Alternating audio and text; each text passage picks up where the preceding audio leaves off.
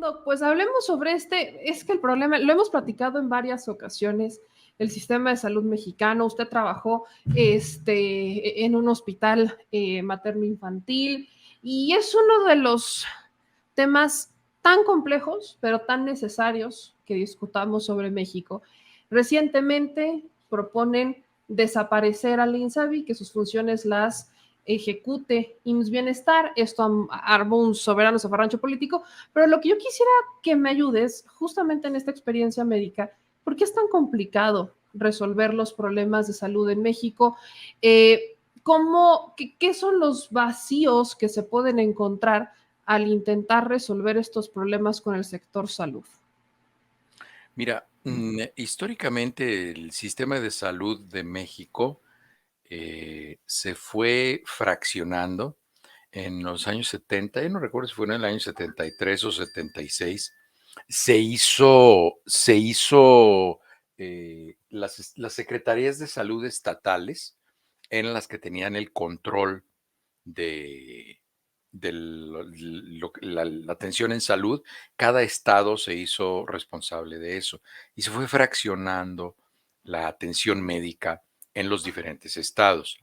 Después de esto, se creó el Seguro Popular, y el Seguro Popular prácticamente se dedicaban la mayoría de los recursos a los hospitales de la Secretaría de Salud. Se abandonó el Seguro Social. El Seguro Social empezó a tener muchos problemas desde hace mucho tiempo porque se dieron cuenta que iba a llegar un momento en el cual el número de pensionados iba a ser mucho mayor que el número de trabajadores activos que había. Entonces, eh, iban a estar en un problema. Entonces, estaba desorganizado el sistema de salud, estaba fraccionado y México no destina todavía al día de hoy, no destina una cantidad de dinero importante. Entonces, a partir en este gobierno se quiere hacer un esfuerzo que se supone que así iba a ser el Seguro Social. El Seguro Social iba a ser una institución que iba a tener a los trabajadores que estuvieran en alguna empresa, pero también iba a haber el seguro voluntario. Entonces, todas las personas se iban a poder afiliar al Seguro Social. Como siempre, todos estos esfuerzos se hundieron porque empezó a haber mucha corrupción, el dinero se perdía, se empezaron a involucrar en la venta de medicamentos políticos, funcionarios públicos, en fin, hasta que llegó el colmo de todo esto fue el Seguro Popular. En el Seguro Popular, el 47% por ahí, si ustedes se meten a Google y le ponen el 46% del presupuesto del Seguro Popular se perdía y nadie sabía en dónde quedaba, lo van a encontrar. Es una noticia que se publicó en México. Casi la mitad del dinero que estaba destinado al Seguro Popular se perdía. Y después, bueno, pues vino el caso de ahora siguen peleándose con lo de los medicamentos. Los medicamentos ya los distribuían políticos. ¿Qué tienen que ver los políticos? Pues porque era un negocio muy jugoso. Entonces, esta transición que se está haciendo es que solamente se está tratando de encontrar una fórmula, porque este gobierno tiene la intención, es lo que yo he entendido, de hacer un sistema de salud universal para toda la población. La flexibilidad que tiene el Seguro Social es muy limitada, no la podían integrar al INSABI. Entonces yo creo que se entendió que integrar mejor el INSABI al Seguro Social era una maniobra mucho más posible.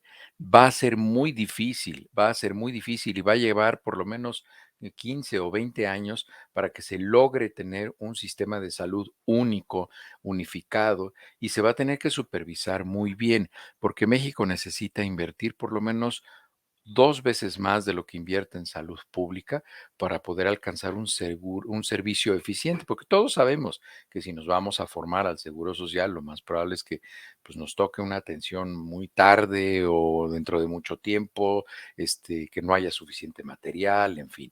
Y tiene que empezarse a ver desde el contexto criminal, robarse el dinero del sector salud. Yo siempre lo planteé cuando fui servidor público en México. La gente que se roba el dinero del presupuesto de salud, esa gente mata personas, porque tú al distraer el dinero de la atención médica, le estás robando la oportunidad a las personas de que se atiendan en salud y eso cuesta vidas. Y no es difícil establecer el vínculo entre el robarse el dinero en un hospital público y que eso impacte en la salud de la gente. Entonces, no es tan difícil encontrar la razón. Entonces, esta desaparición del INSABI es que, bueno, pues se tenía que hacer algo para terminar con el Seguro Popular. El Seguro Popular era un sistema que fue diseñado para ir haciendo más chiquito el sistema de salud pública y utilizar lo que se llamaban servicios subrogados, que utilizaban la bandera de que, bueno, el subrogar un servicio quiere decir que si yo no te lo puedo ofrecer en mi hospital, pues te vas a un hospital privado y yo le pago al hospital privado. Pero eso tenía la intención, al menos en el papel, de que en lo que se establecía un sistema de salud robusto, se iban a ir subrogando algunos servicios y se acabó subrogando hasta la vigilancia de los hospitales, del sector salud, todo eso se subrogó, todo se subrogaba, todo, incluso se dejaron de comprar instrumental quirúrgico y se rentaba. Y adivinen quién rentaba el instrumental quirúrgico, ¿no? El compadre político hacía una compañía que rentaba material quirúrgico y me lo rentaba a mi Secretaría de Salud. Entonces tú, como eras mi compadre, pues yo te pagaba y tú me dabas un porcentaje de regreso.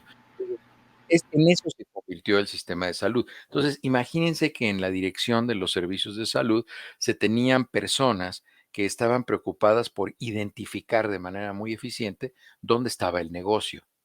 Entonces, de repente venía una persona y se quejaba de que había recibido mala atención, y le decían: "Sí, sí, ahorita lo atendemos. Sí, ¿saben qué? Ahí véanlo, yo estoy acá haciendo negocios". Y en eso se convirtió.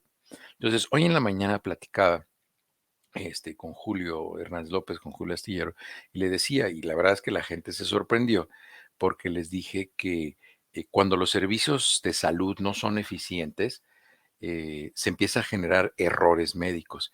Y por lo menos aquí en Estados Unidos la tercera causa de muerte son los errores médicos. Primero está la enfermedad cardiovascular, después está el cáncer y en tercer lugar están los errores médicos que se realizan. Y los errores médicos no son solamente errores de una persona que se equivoca, sino es un error del sistema médico que mata a personas. Por ahí alguien me puso un tuit y me dice, porque me dijeron que de dónde sacaba esa información, les puse un tuit de las publicaciones en revistas como el British Medical Journal, el JAMA, el New England Journal of Medicine. Esto está perfectamente estudiado. Y entonces me dicen, bueno, eso es en Estados Unidos, en México es diferente. Pues sí, en México es diferente porque no lo miden.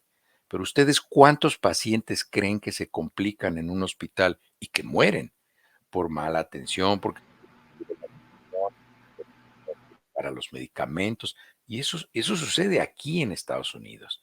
Pues claro que sucede también en México. Entonces, esa transición del sistema de salud, lo que pasa es que ya lo hemos platicado aquí, Meme, debería explicarse con mayor claridad para que lo entendieran las personas. El problema es que en México, si se explican las cosas, cuál es la verdadera intención de hacer un programa, pues van a ver cómo lo dinamitan las personas que no están de acuerdo, ¿no? Entonces, porque realmente pues, no les importa a la gente, nunca les ha importado, ¿no?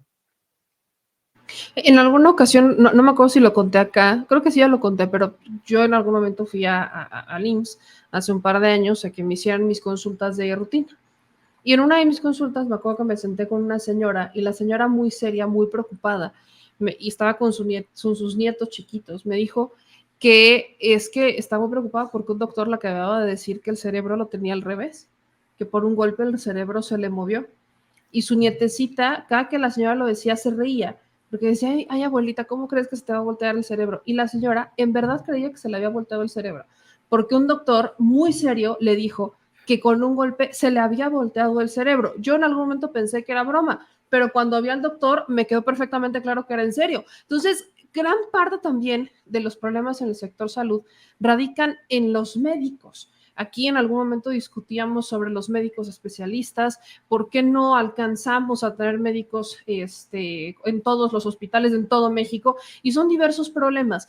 Pero, doctor, cuando estamos hablando de vamos a desaparecer al INSABI, vamos entonces a buscar ya fortalecer todo bajo el emblema de IMSS, bienestar y aparte el IMSS tradicional, pues empiezan a traer dudas sobre se va a saturar, no van a aguantar, el IMSS se va a quebrar, o sea, no hay doctores suficientes, no hay hospitales suficientes, si de por sí nos atienden mal, nos van a atender peor, etcétera. Entonces, ¿Cuáles son estos retos, o más bien, cuáles son los puntos clave, ahora que ya no estará el INSABI, que nos quedaremos con el IMSS Bienestar, a resolver? ¿Cuáles deberían ser las prioridades en cuanto, no administrativas, sino en cuanto al servicio? ¿Cómo, o sea, en dónde deberían empezar para brindar un mejor servicio? Porque bien lo dicen, no va a ser algo que de la noche a la mañana ya se va a resolver. Sí, mira, si ahora todo lo que era INSABI se va a convertir en IMSS Bienestar, pues supongo que todas las instituciones que pertenecen al sector salud pasarán a ser parte del INSABI, pasarán a ser parte del Seguro Social. Se tiene que, mira, la necesidad de salud se tiene perfectamente medida en México. En la Secretaría de Salud hay gente muy capaz, pero te repito, el problema era que lo único que les interesaba era ver de qué tamaño iba a ser el presupuesto para saber cuánto se podían robar. Ese era el verdadero problema. Eh, si se hace una transición, si se atiende en el seguro social, eso realmente no le importa a las personas. A las personas lo que les importa es recibir una atención. Y sí, claro, en México la atención médica hoy es insuficiente. Se llame INSABI, se llame Seguro Popular, se llame como ustedes quieran ponerle. Ese es el verdadero problema. Y el otro verdadero problema es que la calidad en la atención médica sigue siendo no de la mejor calidad porque no hay quien defienda a los pacientes.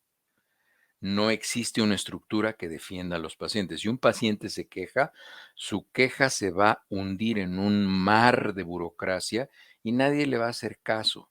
Nadie. Y se van a tapar entre ellos. El día que haya una que funcione la CONAMED, la Comisión Nacional de Arbitraje Médico, ese día va a mejorar la calidad. Si los servicios de salud público y privados no están vigilados y no hay sanciones que digan, ¿sabes qué? No, espérate, no hagas eso, no trabajes en el turno de la noche y te vayas a dormir, porque si te cachan, te corren y si un paciente se complicó y tú estabas dormido, vas a ir a dar a la cárcel. Porque a eso me pasó cuando yo fui director, los médicos que trabajaban en la noche se enojaban conmigo porque yo les decía que no se podían ir a dormir, porque eso hacen muchos médicos que trabajan en la noche. Muchas personas que trabajan en el turno de la noche van a dormirse al hospital. Y entonces me decían, es que tú no sabes lo que es trabajar 2 turnos y luego llegar aquí a trabajar en la noche. Le digo, no, pero es que yo no te obligué a trabajar en la noche, tú solicitaste trabajar el turno de la noche. Y no me vengas a decir a mí que quieres que te pague para que te duermas. Y el cuate que trabajaba en la noche y que me alegaba era el representante sindical. Entonces, pues imagínense el tamaño de broncas que se tienen que echar si quieren enderezar al sistema de salud.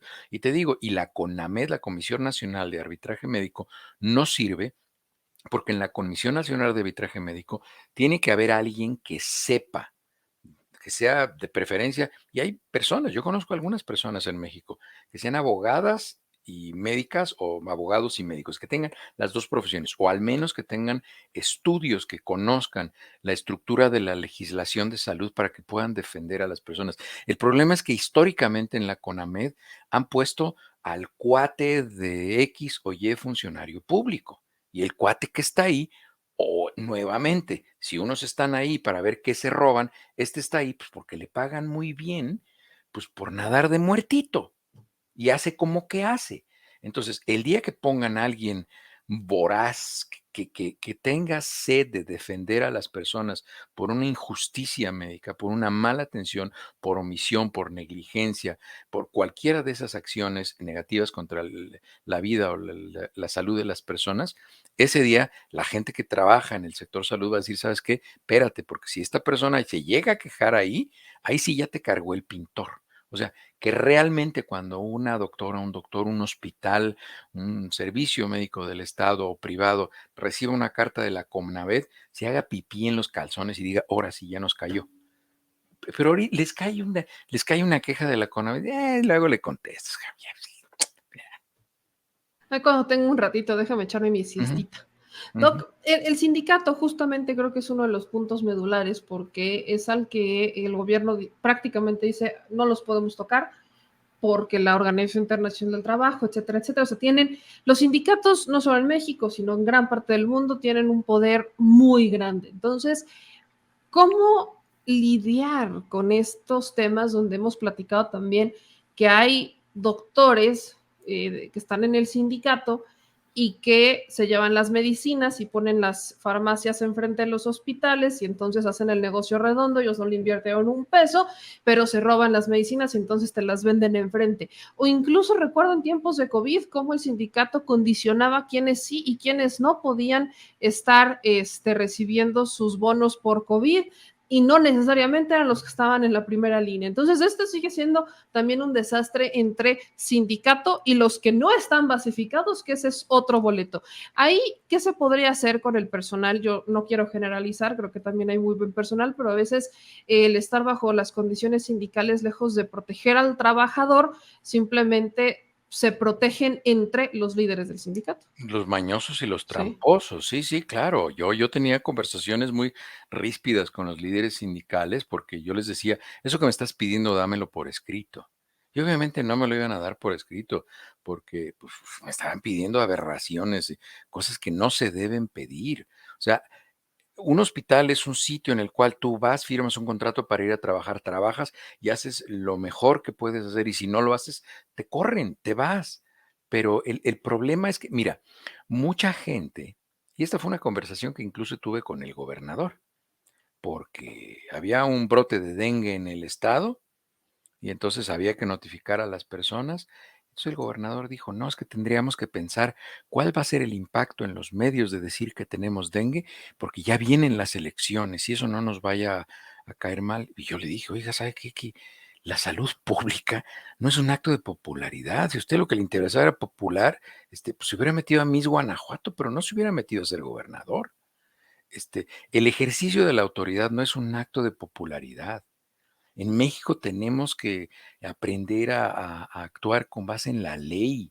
Es que estamos tan acostumbrados a buscar la ruta corta, la salida fácil, el pretexto. Estamos tan acostumbrados a ver que los funcionarios públicos se enriquecen, que sus propiedades son asimétricas en comparación con los salarios que han tenido. Y todo eso está normalizado.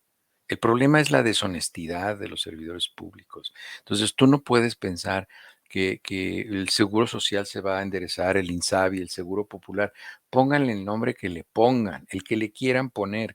El problema está en que si no se siguen las reglas, si no se obedece la ley, si no se va a los hospitales a trabajar para construir un México más sano, no va a funcionar. Y el problema es ese, que sigue habiendo muchas complicidades, como tú lo mencionas. Y el problema es que, bueno, pues se sabe de un delito y pues mandan el caso a la fiscalía y pues, ay, pues, ¿qué va a pasar en México en la fiscalía? El 98% de los crímenes en México quedan impunes. Entonces está abierta todavía el día de hoy la invitación en México para ser criminal, porque tienes el 2% de posibilidades de que te atrapen. Y si te atrapan, te ponen una aspirina de castigo. No te van a hacer pagar lo que te robaste, ni te van a. No, no, eso no existe. O sea, el problema es ese. Tiene que haber sanciones, tiene que haber disciplina. Tenemos que ser un país que viva en el orden, que no viva en las ventajas y en las comodidades. Ahora, Doc, hay algunos temas que obviamente la gente ya nos empezó a preguntar para profundizar un poco más. Y uno de ellos es, ¿qué va a pasar o qué hay, por ejemplo, de aquellos doctores que te reciben en el IMSS o en el ISSSTE, te hacen la revisión general, pero ya si quieres que profundicen en tu caso, entonces te mandan a su consultorio particular? Eso es esta parte también de la subrogación, o sea, eso se vale, eso está bien, eso, ¿cómo funciona? Eso lo hacen por rateros. Un médico que hace eso, denúncienlo. Cuando yo llegué al hospital a ser director, enfrente del hospital había una clínica que se dedicaba a hacer ultrasonidos y estudios de imagen y cosas así. Pues yo llegué al laboratorio, yo llegué al hospital cuando llegué y le dije, ¿y por qué? Si aquí tenemos un equipo de ultrasonido extraordinario. Pues el mismo jefe de radiología descomponía los aparatos, les quitaba una piececita y le mandaba los estudios al de enfrente y el de enfrente le daba una lana por los pacientes que mandaba. Entonces yo le dije, sabes que ya supe lo que hiciste, aquí hay dos opciones, o renuncias o te voy a denunciar y te voy a denunciar penalmente porque tú estás atentando contra el patrimonio del hospital y el hospital es propiedad del Estado. Entonces, pero claro, obviamente, a mí me vacilaban. Fíjate, yo trabajaba en la mañana en el hospital y yo trabajaba en las noches en el Hospital Ángeles. Y una vez estábamos en cirugía y entonces me dijo el anestesiólogo: "Oye, ¿ya viste que en la barda de enfrente del hospital pusieron ahí un letrero que dice: Frisbee no es mi hijo, no me calumnien, firma la chingada"? Porque todo el mundo decía que yo era hijo de esa señora, porque yo era muy duro en el hospital, pero por eso el hospital se enderezó. Es que tenemos que enseñarnos a hacer las cosas bien. Y eso que tú dices, claro que existe. Y un médico que se va a sacar un paciente a la priva, como dicen, ese médico necesita ser denunciado en la CONAMED, porque eso no se hace, eso no es ético. Un médico que hace eso, sáquenle la vuelta. Así sea muy buen cirujano, se los hayan súper recomendado, es que es el mejor, es una eminencia, y las palabrejas esas que utilizan en México. Prioricemos la ética y la decencia más que la eminencia, porque pues, si hay eminencias transas, sí, sí las hay. Si hay personas que son muy eminentes y son muy rateras, sí, sí, claro que las hay. Y esas personas no deben ser privilegiadas. Un médico que se saca un paciente a la medicina privada es un médico que no le interesa el paciente. Si realmente le interesara, haría todo lo posible para que en esa institución en la que trabajara se le dé el servicio a ese paciente. Pero si tú empiezas a ver, mira, si un médico, una doctora, un doctor hacen eso con un paciente, están haciendo lo mismo que ese funcionario público que está viendo a ver qué parte del presupuesto se roba, porque eso es robarle a ese paciente. Ese paciente tiene muchos años, en muchos casos, pagando un servicio, pagando una póliza de seguro de gastos médicos, que es su inscripción al Seguro Social. La atención al Seguro Social no es gratuita.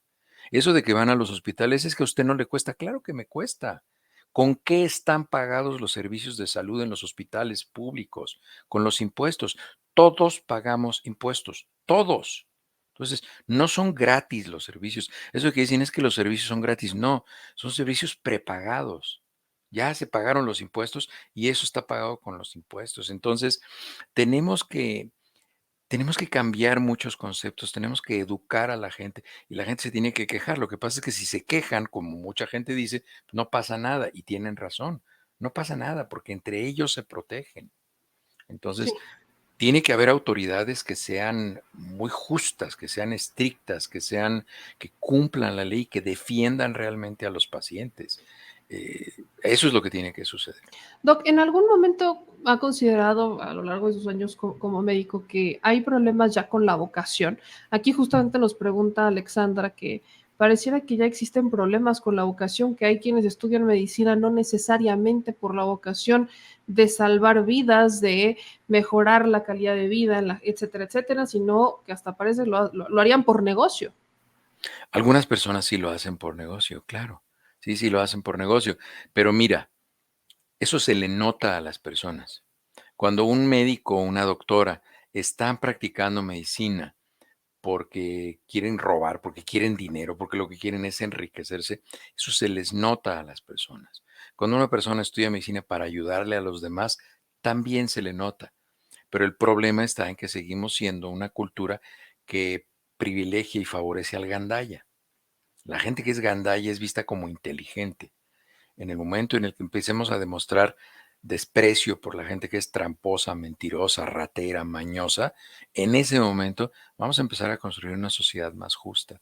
Pero seguimos admirando al que es gandalla porque trae un cochezote, porque trae una casota, porque se va de viajes, porque utiliza relojes y anillos caros y cosas. Eso tenemos que irlo cambiando en el concepto y más en la medicina, mucho más en la medicina. Y acá tengo un último comentario sobre el tema, donde, por ejemplo, dice Roberto, cuenta un poco de su experiencia. Yo tengo un tumor en tallo cerebral y ha sido una letanía pelear con el servicio de salud y también de forma legal. Incluso estoy trabajando con un diagnóstico incapacitante y sin una alta previa. Y miren que de este tipo de casos me han tocado bastantes Sí, últimamente. pues existió, fíjense, existió, léanlo por ahí, tú investígalo. Existió el caso de un médico que trabajaba en el Instituto Nacional de Neurología y él experimentó con pacientes en el Instituto Nacional de Neurología con un dispositivo que ponía, según él, en el cerebro para no sé qué quería. El caso es que no estaba autorizado y falsificó documentos, un neurólogo, neurocirujano, y con el permiso de las autoridades del Instituto Nacional de Neurología y Neurocirugía, hasta que en un país extranjero, no sé si fue en Estados Unidos o en Europa, que dijeron, es que eso no sirve, eso que está haciendo este cuate es un crimen. Y entonces, pero bueno, él ya dejó incapacitadas a algunas personas y algunas personas ya murieron. Y no le pasó nada al cuate, y el cuate tiene su consultorio privado, sigue viendo pacientes. Es que eso no es posible. Mientras eso exista, y muchos se los acaba la privada, mientras eso siga existiendo, esos casos que son de impunidad, o sea, hay gente que tiene la capacidad de transformar la cédula profesional de médico, tiene la capacidad de transformar en una licencia para matar.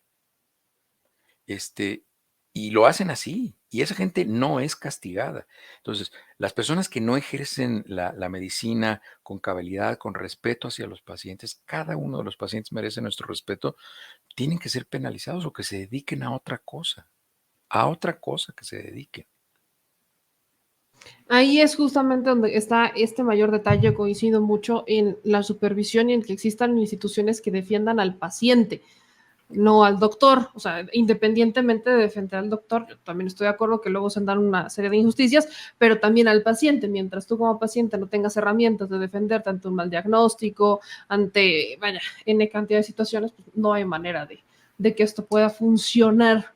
Y sobre todo cuando se roban la lana, ¿no? Cuando empiezan a mandar privado, le desvían que la medicina, que empiezan a hacer que fallen los aparatos, que sí me ha tocado también llevar muchas de estas denuncias.